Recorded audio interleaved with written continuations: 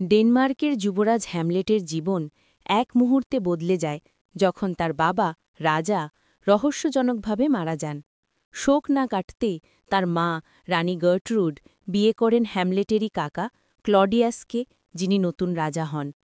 এক হিমশীতল রাতে হ্যামলেট তার বাবার আত্মার দেখা পায়।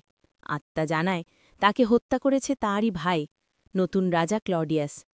এই ভয়ঙ্কর সত্য জানার পর হ্যামলেট প্রতিশোধের কঠিন শপথ নেয়। সত্য প্রমাণ করতে হ্যামলেট পাগলের ভান করে। সে রাজসভায় একটি নাটক মঞ্চস্থ করে, যেখানে রাজার হত্যার দৃশ্য দেখানো হয়। নাটক দেখে ক্লডিয়াসের অপরাধবোধ ফুটে ওঠে আর হ্যামলেটের সন্দেহ সত্যি প্রমাণিত হয়। কিন্তু প্রতিশোধের পথে বিপর্যয় নামে।